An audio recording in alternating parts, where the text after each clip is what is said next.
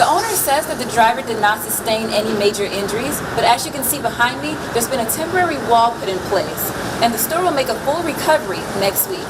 This is Angelicia Bruton, Wctv Eyewitness News. Construction is expected to start in 3 months and facilities will open in 2018. I'm Angelicia Bruton, Wctv Eyewitness News.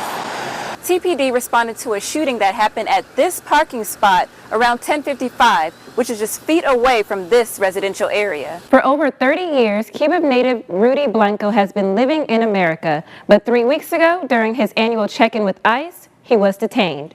This is the only place he knows. His wife, accompanying him that day, says leaving alone was devastating and she knew something had to be done.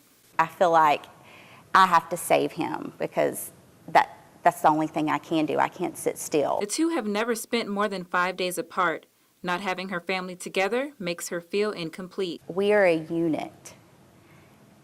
Half of me is gone, and that's how our family is. Blanco was arrested on a drug charge in 1997 and placed on probation for a year. Later, he began seeking American citizenship. He wanted to become an American citizen, like his 2 children and myself. Shelly and Rudy have 2 children together. Their youngest, Noah, says the hardest part is taking over while his dad is away.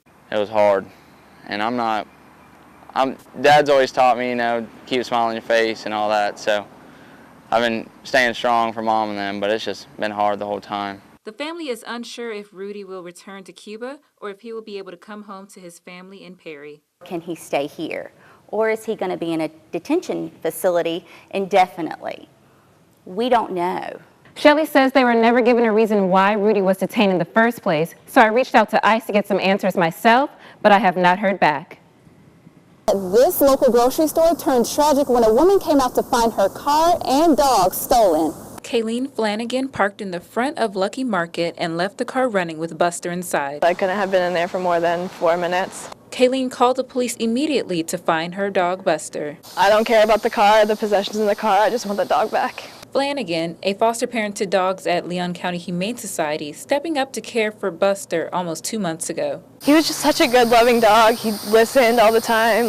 He was just so perfect, and he deserves a good home. Buster, a 4-month-old pup who came from a rough home. Had LCHS not taken him, he may not even be around anymore. Executive Director of LCHS, Lisa Glunt, is working with Kayleen in efforts to get Buster back. We immediately hit Facebook because we know the power of social media. Glunt says this is the first time anything like this has ever happened.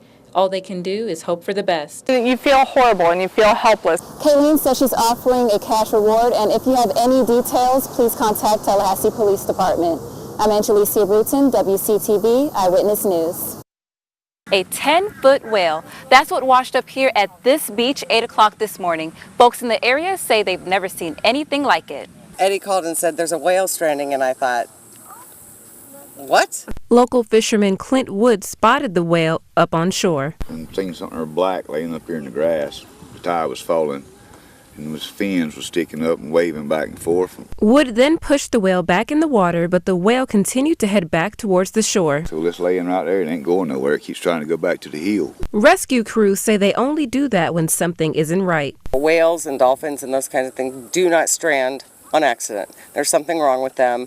So you push her back out to sea, she's just going to turn around and come back or suffer and die out at sea. While waiting for the UF Marine Animal Rescue, residents rallied together to care for the whale. Just to keep it cool, to keep the skin moist. If the skin starts to dehydrate, then the animal can dehydrate and go downhill very quickly. Later on the scene, a veterinarian said the whale is not in good condition and euthanization would be best. Angelicia Bruton, WCTV Eyewitness News.